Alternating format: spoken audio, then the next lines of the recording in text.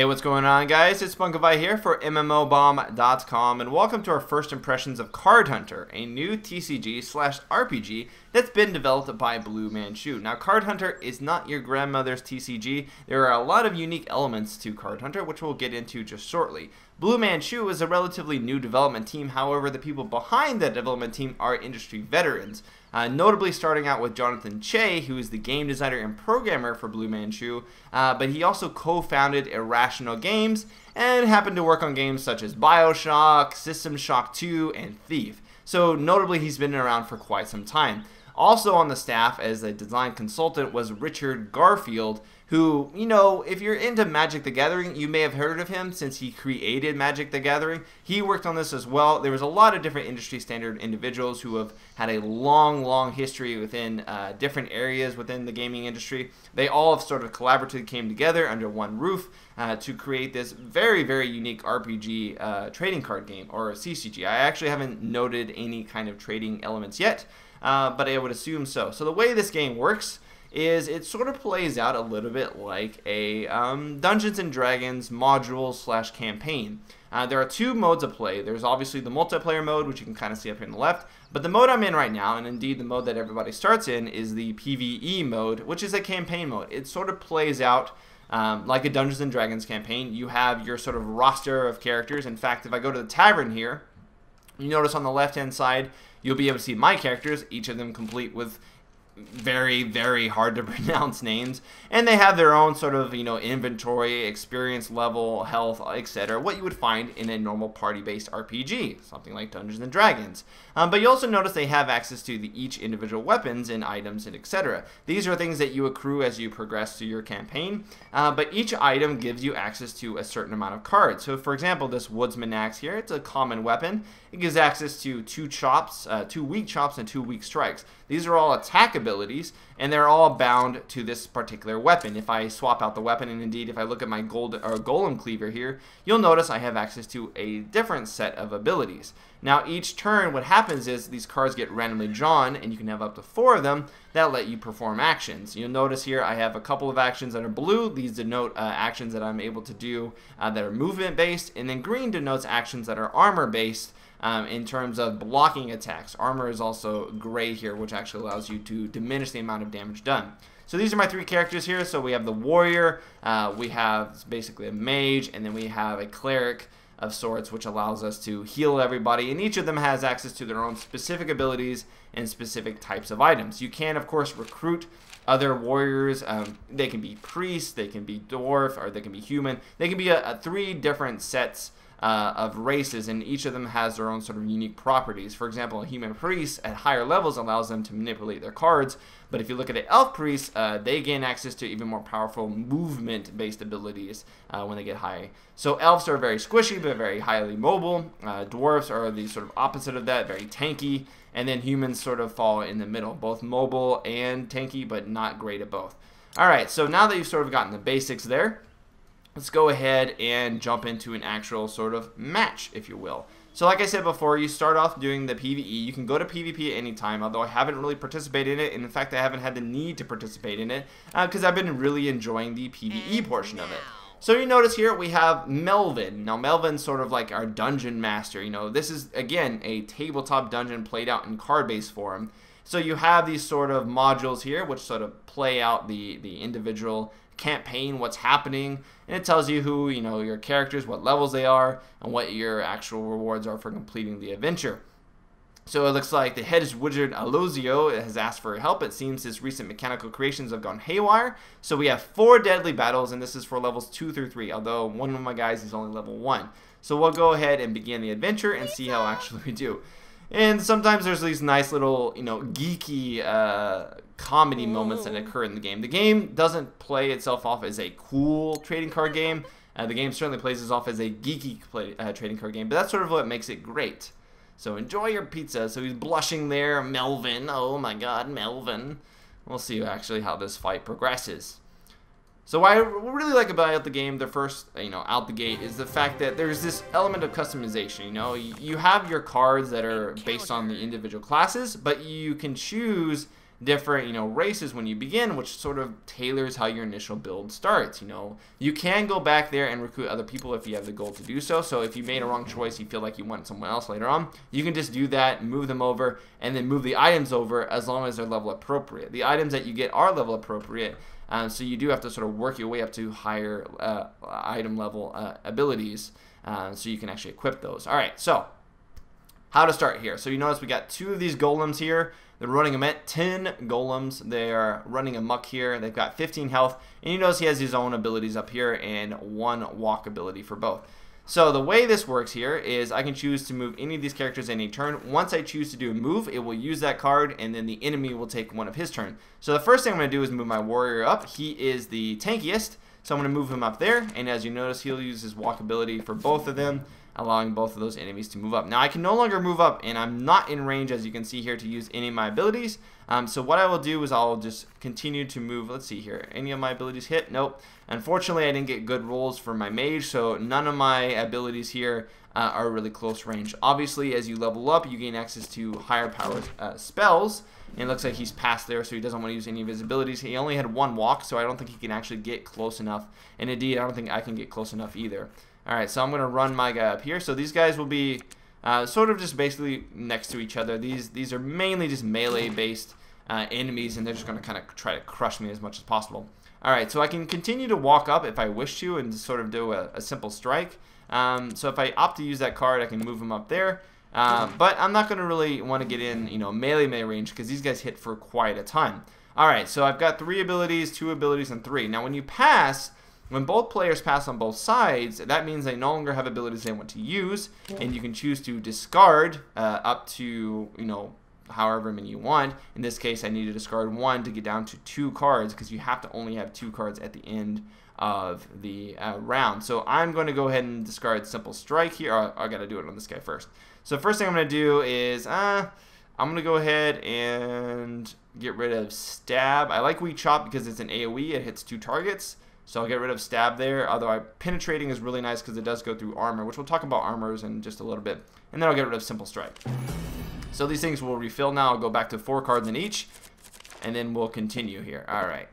So now they've moved up to the melee range, but they can't attack. You can only use a movement, and then, you know, it's the enemy's turn to do their thing. So the first thing I'm going to do is do a Weak Chop, but unfortunately I am terrible, and I was not in the right area to hit both of them. Alright, so it looks like he's going to do a Crushing card here that does 5 damage, and I missed my block roll. Alright, so this is weak armor here. It's automatically played whenever you take damage, and as you can see, this is armor 2. This armor doesn't prevent damage from attacks from behind, but it does mitigate mitigate damage by 2 if you roll correctly. Now you see he got crushed. 4 HP. He's already down super low. So what I can opt to do instead is, well, I'll tell you what I'll do. I'm going to dash this guy completely back here, get him out of range. He's going to opt to try to move up. They're trying to go for him really quickly. I'm going to then use Penetrating Cut here to do 3 damage to him, get his attention on me, which is what he's going to actually do. I'm going to opt to then, I don't want to use Minor Heal. I'm just going to walk. Can I walk closer? No. Okay. So I cannot walk closer around the target, because when you move in range of an enemy, you can only walk within basically a square block around the target. So if I wanted to move farther than that, usually speaking, or if I wanted to move past them rather, it would take 2 movements. That basically prevents people from just like really quickly flanking someone and preventing them from actually getting a counter attack, which is a nice sort of mechanic. It prevents people from kiting too much if you're nice enough to get them boxed in. Alright, so I'm in a lot of trouble right here. Like I'm pretty screwed. Alright, so let's I'm gonna opt to run really close, and hopefully this guy does not kill me. He does not kill me yet, so I'm going to use a heal on him. It's only a minor. It only heals for you for 2, but as you notice, it gets me up there, and he doesn't have any more abilities, so I'm free to cast, which is what I will do. And hopefully, yeah, he's still passing, so I'm just gonna lay the damage in as much as possible. Little zaps don't do too much. Again, as you level up and as you get access to more powerful cards in the form of items, up to legendary, etc., your abilities will get stronger as well. Alright, so I'm going to also run. I want to just keep this guy alive as much as possible, so I'm going to run and do a Penetrating Cut on him and get his attention. And then I will just use a weak or a simple strike here. Oh, he only has one. Doesn't matter. Going to kill him. And as you notice, I get a star there for killing one of the minions. Now, for him to kill me, he gets 2 for each of these kills. And this can happen. I have seen it happen. All right, so can't really do anything more here. Can't get closer. Don't have any movement. I'm just going to pass my turn. But you'll notice, they can get a lot of burst damage off at first. But if they use all their cards, you can still use as many cards as you want until you're ready to pass as well, as long as you're within range. Alright, so still not in range with that, although I do get a nice bludgeon, which is what I'm going to start with. Boom, 5 damage. He's going to crack me back for 3. And I think at this point I can just sort of like melee him to death. Yep, and there he goes. Victory. So, alright, I'm still holding the tip. The pizza girl must think I got to do it in his voice. Oh no, I'm still holding the tip. The pizza delivery girl must think I'm a real jerk. Oh. He does sort of have like a pseudo voice. I mean, this game is... Obviously, it doesn't have like the best graphics or anything like that, but the gameplay is so solid. Like, I'm very, very attracted to the gameplay, and it's something that you can play without even a mouse, just on a laptop, using your scroll pad. Just, as long as you have access, I believe, to Flash, you'll be able to play this. So, I'll open this chest here, which you get to open a chest after each battle, and you'll notice here, I got 2 items. Alright, I suppose it would be too much to expect that your youngsters have joined the Card Hunter Club. As usual, I have to explain everything. Club members get an extra item each time they open a chest. So if I click on this, this is sort of one of the paid-for elements of the game. So you can earn everything in the game for free. You can play, and as you play, you'll get loot, and this loot you can equip to get everything accessed. However, if you choose to do this Card Hunter Club, for example, 1 month membership, 30 days is 300 pizza. Pizza is sort of like the gold... there is gold in this game. Pizza is the cash shop equivalent currency for Card Hunter. And that would allow you to basically get an extra item every single time you looted a chest. How this works is if you get, for example, a uncommon item, which is what I got, you will get a uncommon item or better in the special loot box here. So if I got a legendary item or an epic item, you will get an equivalent epic item or better in this area. Is that pay to win? No, it's not pay to win. It is certainly pay to get stuff quicker, which is what's happening. Are these... does this one have chop? Let's see. Clumsy chop. Choose up to 2 different targets for this attack. If this attack is blocked, discard your oldest card. I see. Alright, so this gives me 3 blocks, which is quite nice. So it's sort of like a defensive slash offensive of AoE, I guess you could say. So it lets him get into combat and sort of just block a ton of damage. I kind of like that, but I really like the chops that come with this because it's a lot of heavy damage. But, I'm just going to go ahead and go with that. I've got a lot of block here. This guy is going to be pretty tanky.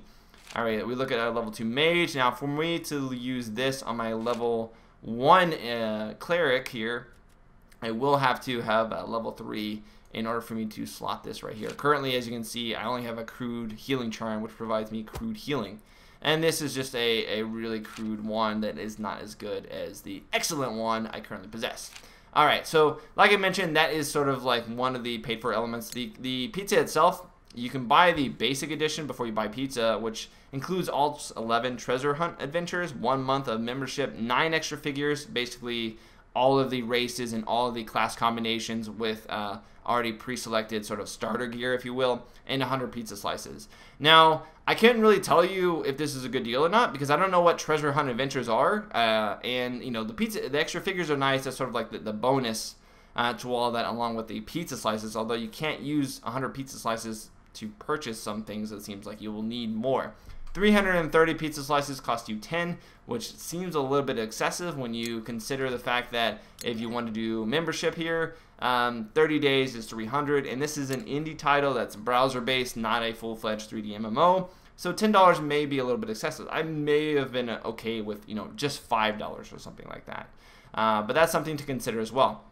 One other thing really quickly to consider is the conversion ratio. So you can convert gold from pizza slices, which means you can get a lot of gold, purchase an item that you want, and that right there is probably the biggest argument for pay to win that the game has, that you can directly convert in-game cash up currency to in-game currency and then purchase items. So I'm going to take all the loot here and continue, but before I continue this here, I'm going to return to the map real quick. And I'm going to jump over here to the armory. Oh, I got to keep the adventure going. All right, we'll jump over to the army at the end once I get through these battles here. 4 battles, quite a lot here, but a lot of good loot to come out of it. All right, so let's come here. So in terms of the PvP side of it, which a lot of people play trading card games for PvP, it works the same way in that both of you are on the battle here, both of you take turns back and forth, and the cards themselves are things that you've accrued in the campaign or just through PvPing.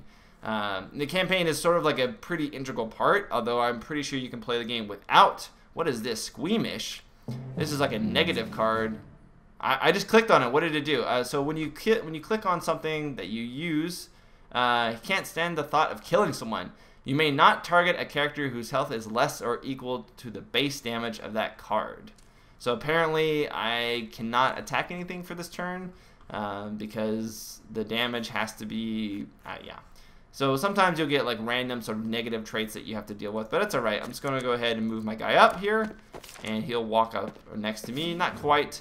And then I really do not, I mean, I pulled 3 movement and 1 telekinesis, which telekinesis allows me to move a character for them, essentially.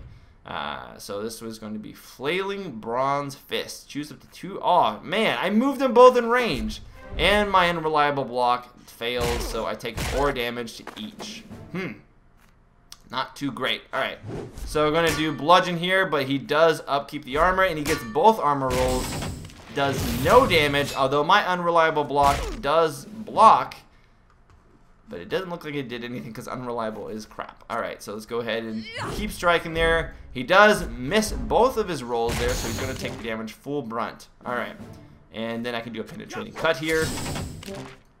All good, all good. And then I will simply, I don't want to get my characters too close, so I'm just going to walk her over a little bit, and then I'm going to walk her directly in line so I can actually like focus. Alright, so I've got both of these good to go. I'm going to go ahead and I want to discard this card if possible. And maybe I can just click there. Maybe I can just, I'm going to face that direction. Alright, there you go. So by using a movement, you can actually turn direction, which is nice to know. You know, you can always face. It does actually take a, let's go ahead and do that same with this one. So you do actually need to mind your positioning. Because if you're facing away from the opponent, none of your block cards, or a lot of your block cards, won't work. Some of them work no matter what direction, but a lot of them only work if you're facing forward, essentially. Alright, so all my characters are facing forward now.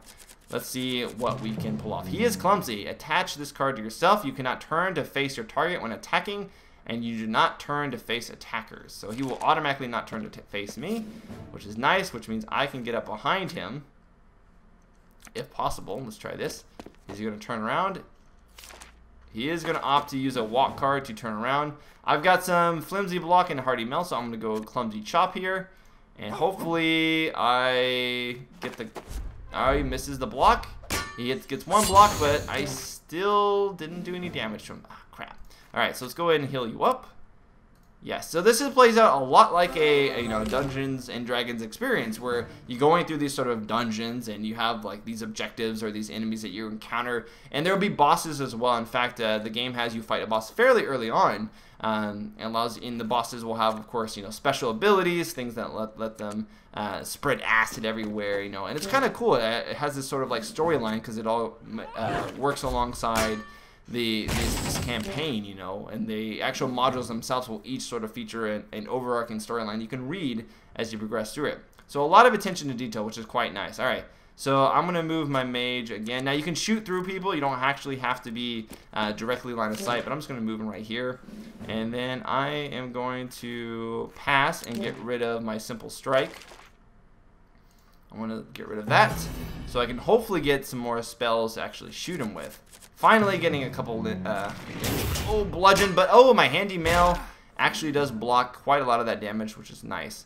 So I'm going to bludgeon him from behind. He's going to miss his armor roll on 1, but get it on the other one, dealing no damage. So these guys are pretty tanky. It can be very difficult to take them out. This guy is somewhat, I mean, look, he's only one of them on the field, so he's basically like a boss. And it can suck when you don't get good rolls and you don't get your really powerful spells.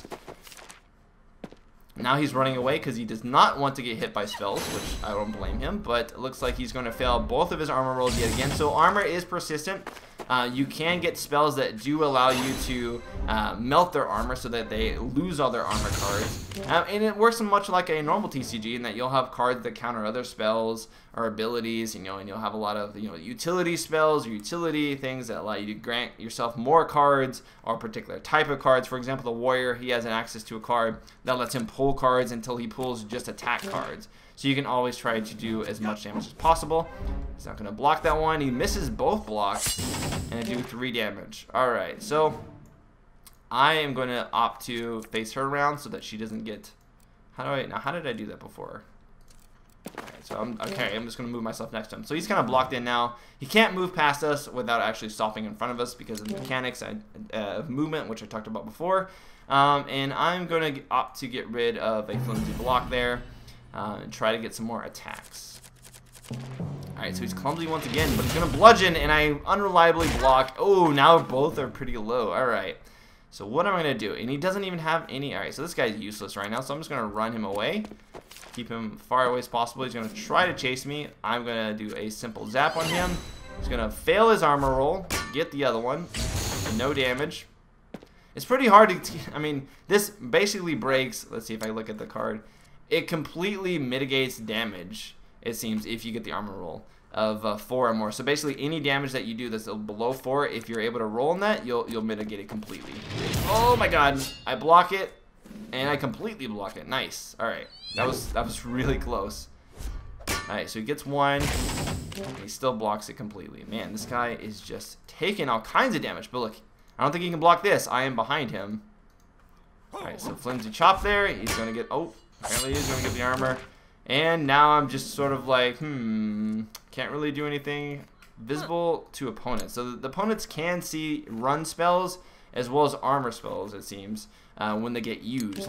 So you will sort of have an idea of like what is in the other player's hand when you do play against other players. But attack cards remain invisible until you use them, obviously. You can also get cards. Select the card for... Okay, so I got to get rid of the runs as well. You can also get cards that have persistent effects, like heal over time. Got my armor roll. He only took 2 damage, but he's down to 4. I'm really low. Okay, so here's the zap of 4. He misses his armor roll. He misses both of his armor rolls. Takes 4 damage. Oh, but he's gonna... Oh, and I missed... Oh, he took out my warrior. Oh my god, he took out both of them. Holy crap, guys. Okay, so first things first, I'm gonna create some distance between me because... This guy wants to kick my face in. Please. Oh, the armor roll. Okay. Luckily, I am an elf. But unluckily, he's pretty close to me. Which means I can't really dash away because he's within a box area of me. Alright. So it's not looking good. I didn't pull a lot of heals on that guy and doesn't have a lot of items there. And certainly this game is not easy by any means. Alright, so... If I just zap you, can you just fail those armor rolls? No! Don't punch me in the face! Okay. Dash away. Okay, so we're going to dash away once more. Now, I wish I could see. I forgot to look at what my distance is for Spark. Hopefully, I can actually use it. Yeah, Spark is super far. Okay. He's got a really far range. He misses his block roll for both of them. He's got 3 of them, though. And he takes no damage. Oh, my God. All right. Palms are sweaty, guys. Palms are super sweaty. Now, typically speaking, at the end of the entire sort of module or quest campaign that you're on right now, you'll get you will get a sort of higher rarity item I've found. All right, so I've got Big Zap. This does 5 damage. All he has to do is get to me. Come on. Oh, he's got no... Nice. Okay, so I'm gonna opt for just weak armor. Just gonna get rid of weak armor. Hopefully, yeah. I've got 4 attacks now. He's gonna move himself in range. I'm going to start by trying to get rid of some of the weak cards by doing like a simple zap, if there are any. So he's going to block that. Okay, okay. How about this zap? Is that going to kill? Nope, he's going to miss that block. He's going to get the next block. Doesn't do any damage. Oh my god. This is why you need piercing. So there are abilities that allow you to pierce armor, because you can see how strong armor is. But I got him anyways with a big zap. Awesome. Victory. That was so close. My armpits are sweating extremely profusely. Alright, so let's go ahead and see what we got. Ooh, we got a couple of uncommon items. Nothing like terribly great. If we look, these are mainly for the mage here. So if you look at the mage staff, this is an upgrade. Obviously, you can sort of compare them. You got 3, 3, 2, 2, 2, 2. So you do get one extra zap that is more powerful on the old beginner staff. But keep in mind, I also have all these zaps here, which are based off of a combination of my wand, and I think I just have these in general. Yeah, these are just like 2 that come with my level. As you level up, some of your abilities will actually modify themselves to become more powerful automatically, so you can take that into account. And this gives me a band. So I put that crown on, and now I got access to force bolts, which are an extra 1 damage from 4 range, I believe. So quite an awesome little loot there. All right, so I'm gonna go ahead and return to the map here, just to show you the multiplayer interface before we wrap it up here today. The armory here is where you would buy items. You can also sell the items you don't want. Armory does possess some good items for you to buy, but they are very level dependent. Most of them are requiring something like level 5, 6, 7, 8. So it'll be a little bit before you buy most items in there. You also notice it's a level 1 shop. This shop in itself allows you to buy really, really expensive items, something like 400 or 500 gold. As you can see, I only have 60 right now. And they are much more powerful. So you do have access to new items even if you don't get them from drops just by going and purchasing them. So this is the PvP interface, as you can see here. You can play ranked matches. In order for you to play ranked matches, you do have to go to the multiplayer keep in order to create your characters here. So you basically get access to all of the characters that you have from the campaign or that you've actually recruited, and all of the items that you've gotten through the different various ways to accrue items. You put them all together, you'll get all your items set up and all your characters set up, and then you'll enter into the PvP matches like that. As you win your matches here, say reward for first win, you get a rare item, all the way up to the 20th win, which contains 1 epic or better item. So there are incentives to doing good in the game, and as you continuously do good, you'll get rewarded for that. Of course, leaderboards, results, I believe there's also a friend system. You can create casual games or custom games, you can invite people, and you can even spectate games by clicking on it in order to view it, which I'll do right here before we wrap it up. So here's what it looks like when you have 3 characters here. Apparently these guys are fairly high level, I would assume. They've got a lot of points on their team here.